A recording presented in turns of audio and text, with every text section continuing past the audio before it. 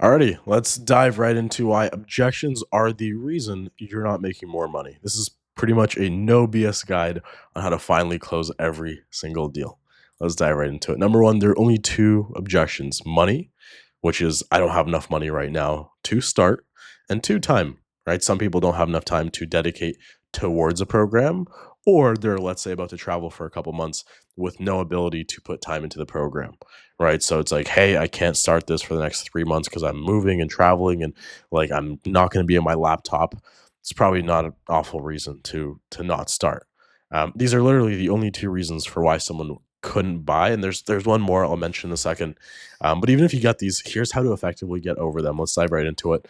And by the way, I want to make this as effective and straight to the point and full of value for you as possible when building sales systems and hiring teams and hiring people and training teams.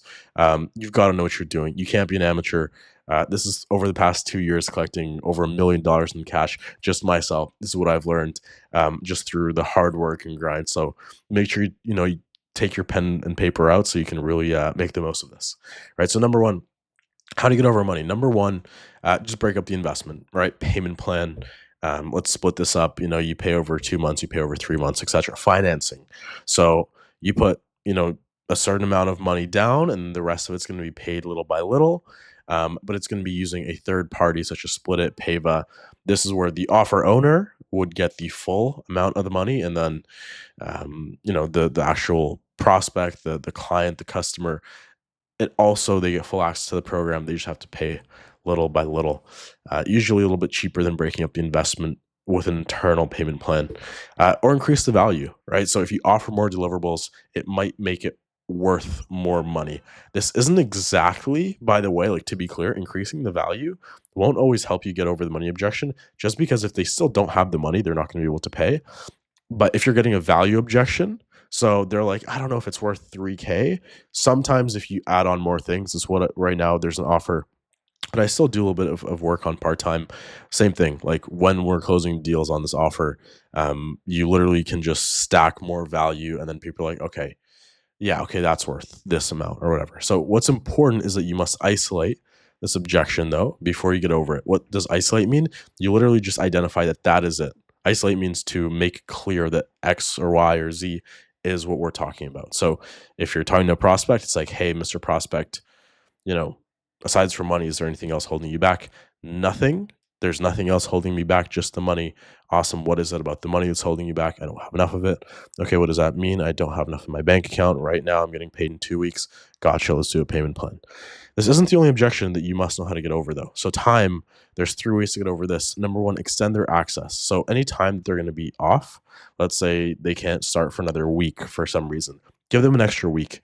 It usually isn't going to make much of a difference. It's not going to cost you too much more in terms of fulfillment, but it will help you close that deal right now, because the odds of them closing in a week are much lower than them closing right now. Number two, lower the commitment. So if there's a way in which you can offer more support, and if there's some way in which you can save them time, like if they need to put in 4 hours, let's say a week, they can only do three. If there's some way you can help them get away with putting in 3 hours, which isn't always the case, but if it's possible, offer that. And then number three, follow up, right? This isn't very consistent. It can work, and we're actually going to teach you right now the runway system, which is extremely effective for follow up after getting a no, and how to close those people after trying everything to pre-handle objections.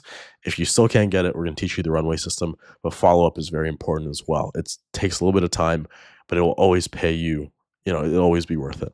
Um, Same thing though, you still have to isolate this objection before you get over it. All right. So there's still another objection that I haven't mentioned that you must know how to handle. So let's go over this.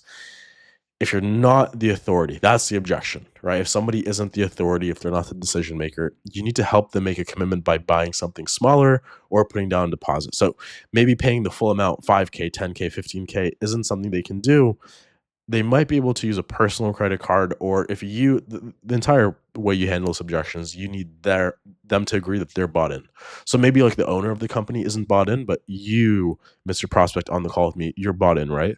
Why are you bought in? Are you sure you're bought in? Whatever. Then you make them make a commitment and have them go sell that owner, right? If they can put down $500 and get access and show everything to the owner, and then have them pay the rest, Awesome. You're on the right track. Um, Pretty much you want to circle back after they put down a deposit, get the rest of the payment when the decision is confirmed. But this is rare. Like the authority objection just isn't too common. It comes up, it's usually a smokescreen. Like I gotta talk to my wife, like that is 99% of the time a smokescreen. Handling this stuff is honestly pretty easy, but handling smoke screens, right? This is what's actually vital to handling objections. What even is a smoke screen? Let's dive into this. A smoke screen is an excuse. It's a half truth. It's a fake objection. So, like, this is an example of what most people think an objection is, but it's not. I want to think about it. I want to talk it over. I want to pray about it. I want to sleep on it. I don't make decisions on the same call. All of those are a smokescreen, right? There are two places to get over this. One is before a sales call, and the other is on a sales call, right? Here's what you must do before the call if you want to prevent it. Number one, prevent it from coming up. Just that's all marketing's job. So that means your VSL, that is your thank you page. That's going to be the testimonials you send over, case studies, nurture material, triage call. All that stuff is going to help them get in the spot. Usually it's a mindset thing to be ready to buy, to take action, whatever. Number two is going to be here's what you must do during the call. It's the second part where you got to handle objections. Number one is objection or pre-handle the objection. This is around the middle of the call, and we'll talk about what this is. And then objection handling, which is at the very end of the call. Those are the two things on the call you have to do to get over objections. Understanding how each of these works is crucial to finally scaling the way you want, and I'll explain why. Here's how to prevent it from coming up, right? So, in terms of marketing, the team's job, as I mentioned, is to make the job of the closer easier. You want to start tracking the most common objections. You want to understand who you're targeting. You want to get information on budget, on authority, timing before the call starts, right? So, pretty much marketing and then the setting team wants to get as much info as possible. This way, you know what their objection might be. That way, you can send them the right case study. This way, you can actually kind of prevent it from coming up. And I'll cover this in a second. DQ leads that just don't match criteria. If they don't have the money, if they're not the decision maker, if they don't have the time, DQ them, right? This means, as I mentioned, having good VSLs with clear disqualifiers, such as don't start if you don't have 2 hours a day to do this, or you have to do it next quarter. Make sure you say something like this. That way, everyone who fits into that criteria doesn't book a call. Forums oftentimes, like your form should always have, are you an XYZ? And then if it's a very specific niche, let's say you're selling to lawyers. Are you a lawyer? It's just a yes or no question. But if it's a no, in the brackets, put click away now. That way they don't continue. And it's also a really good way to tell if people click off there, what percentage of your click through rate, what percentage of people who go through your funnel are not lawyers, are not your ICP. Really good to understand how effective your marketing is, but that's a different topic, right? Nurture material being sent in the form of case studies, stories, which, and also what's really good is like if someone has, let's say you did a triage call, like speed to lead, you call them, you figure out that they've been scammed before. Let's just say that's like their kind of objection or that's their skepticism. Sending a case study or a testimonial from someone who's also maybe been scammed before, super effective. I've closed literally hundreds of deals just because I figured out when I called someone, I was a full cycle rep at the very start of my sales career, and I'd call them and I'd try to get information. The second I figured out like they're either skeptical because they've never tried it before, or they've gotten scammed, or whatever, I'd send them the most specific case study testimonial I could. Make sure you get these. If you can, make your offer owner put them together if possible. You want to sell the prospect as the marketing's job, right? On taking action and making a change as much as possible before the call. There are some offers that do this so well that you quite literally just get lay down leads over and over, which is an amazing thing for an offer. Also, if you're getting lay down leads, it just means you can increase prices very soon. Every good sales call needs this part of the call, which is pre-handling. Very, very important. So after discovery and problem awareness, right, where you discover what's missing and what's not working for your prospect, you must spend time to address the elephant in the room before you drop the price. Here's how this shows up on calls, right? So this is what should happen on the call. If they tell you that they haven't had the time, because you get to the point in the conversation where you ask them, hey, Mr. Prospect, this is your goal, and I know it's been, the past 5 months that you've thought about doing X and Y and Z. Help me understand what is it exactly that's like slowed you down, held you back from already being there? Oh, I haven't had the time. If they tell you that, they're gonna say the same thing after you drop the price. It's $5,000, Mr. Prospect. Okay, gotcha. Yeah, I just don't really have the time right now to do this. If they say they haven't had the money, they will say the same thing when you drop the price, and so on and so forth. Do not move on until you shift the beliefs. This is genuinely going to make you so much freaking money if you understand. Do not move on until you shift their beliefs. Have the prospect problem solve themselves. Don't explicitly tell them what they must do differently right away. I'm telling you right now, this is probably the most valuable part of the entire slideshow. If you click away now, you're just begging to make less money, right? So this is the exact structure that the best salespeople I've ever met use, by the way. Number one, ask them what they feel needs to be different moving forward. So if they tell you, oh, I haven't had the money, totally gotcha. Well, what do you feel has to change? What do you feel needs to be different moving forward for you? Like to maybe even get the money. What needs to be different? Right? Oh, I need to do this. I need to do that. Okay, cool. Number two, ask them why they believe that that's the right move. And if you don't mind me asking, why do you feel like that specifically is what you got to do? Because there's so many different things you can always try, right? Number two. And then number three, what will happen if they don't make the change they just proposed? And by the way, like just to play devil's advocate here, Mr. Prospect, if things don't change and you said you've been thinking about it 5 months, if you spend another 5 months just thinking about it, what happens then? Like where will you be 5 months from now if you don't find a way to X or Y or Z that they just mentioned? Oh, you're gonna be in the same spot? Okay, gotcha. Right? Like that is the conversation you want to have. Oh, you're gonna be in the same spot. Is that something that you're okay with? Because like you can be, right? Like you're in the same spot right now. Oh, you're not? Okay. Why are you not? It's not like most people. Most people are okay with that. Gotcha. Gotcha. That's the kind of conversation you want to have.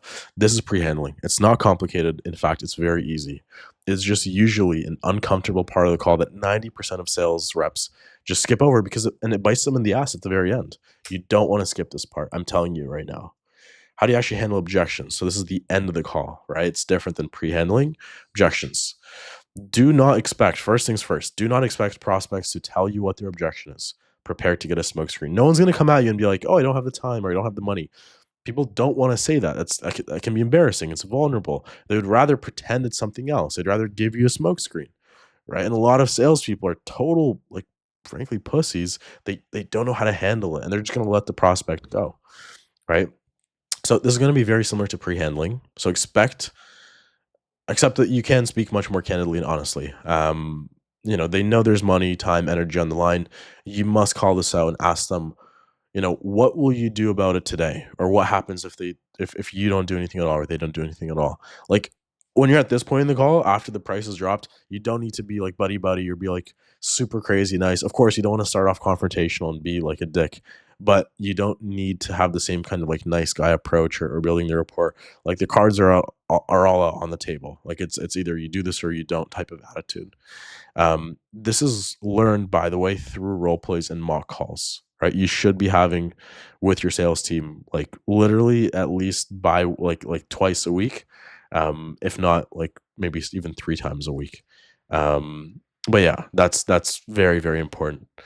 Um, so how do you close somebody after you fail to close on call? Right. And by the way, you can use the same script that I have here or same structure, 1, 2, 3. Use the same one when you handle objections, right? That's the main thing. How do you actually close someone after you fail to close on call? This is the $1,000,000 question. You're going to need the Runway objection email follow-up system. Right. Number one, fill out your sales form. If you don't know what that is, that's a massive problem.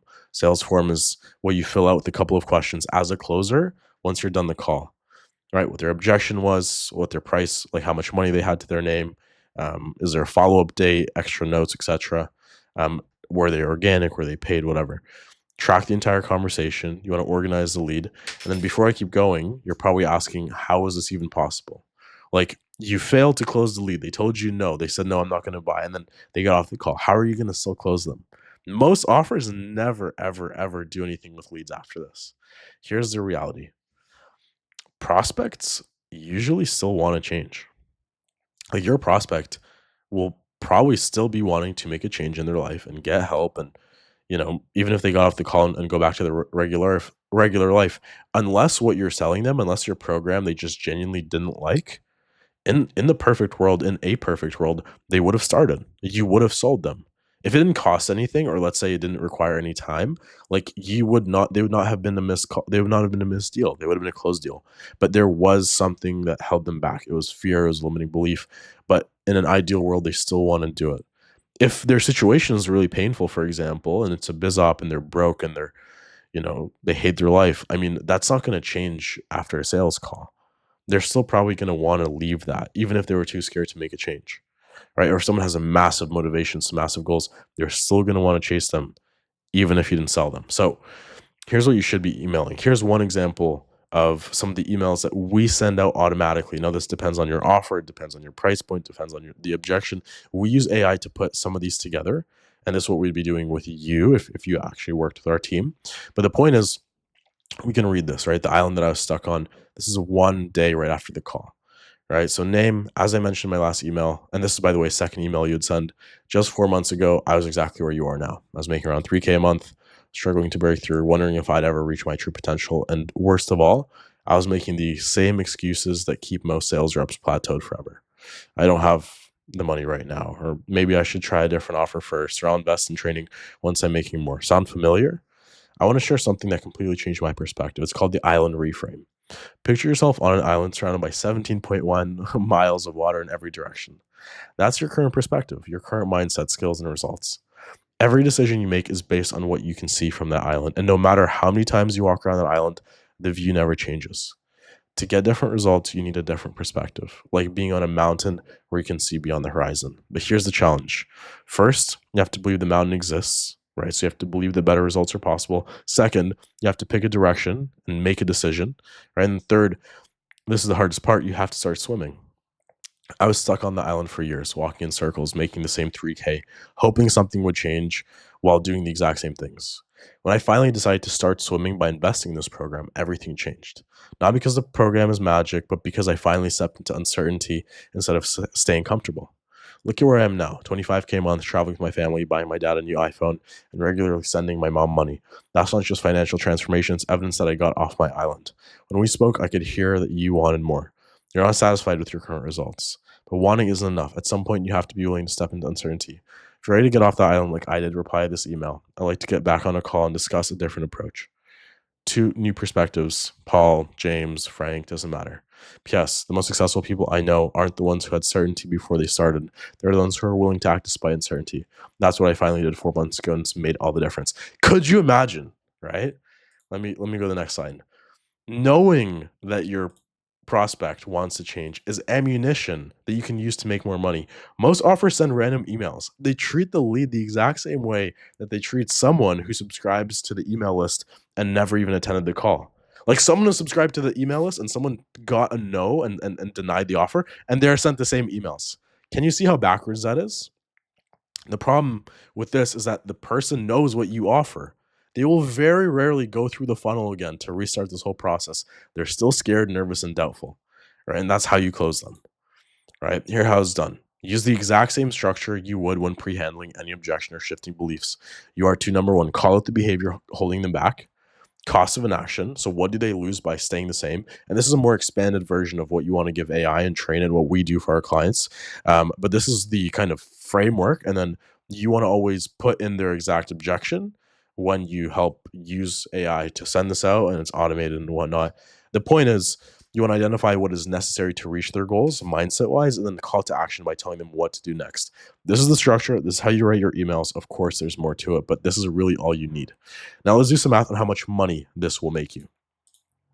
If you had a list of 50 leads that you spoke to all of, let's say this past month that could have but didn't close, and all of them were hit with a gut-wrenchingly perfect email that evoked so much emotion they could cry, how many do you think would buy? Sure, most won't, by the way, but what if 5% did? That would be 2.5 deals of 50. That might mean $6,000 in revenue. That might mean $9,000 in revenue, $12,000 maybe, or more. What if 10% moved forward, or 15? I hope you're picking up what I'm putting down. Right now, imagine your entire team did this every single month over and over and over. How much more cash would you be able to collect by simply reaching out to these leads? A lot, probably. Right? Realistically, the problem is that you as a manager can't force your closers to do this. And most won't do it even if it means making extra money. Closers are fucking lazy, you know? That's why we embrace AI here at Runway Growth. This is exactly why AI is number one way that teams are making more money right now. You don't lift a finger and you don't write a single email. You simply check your inbox daily for leads replying to you, asking for a second chance. And if leads say no, right, they can still say yes. I'm telling you that right now. Right? Jeff Bezos said that if you decide that you're going to do, only the things that are going to work, you're going to leave a lot of opportunities on the table. If you know, I'm talking to you right now as an offer owner, as a sales manager, that having this installed, firing and bringing in revenue for your business would help get you to the goal of scaling, you'd be stupid not to entertain the idea, right? We're here to make this easy. We jump on our own call, we pre-handle all of your objections, and then we help install these systems that are going to actually help you make money fast.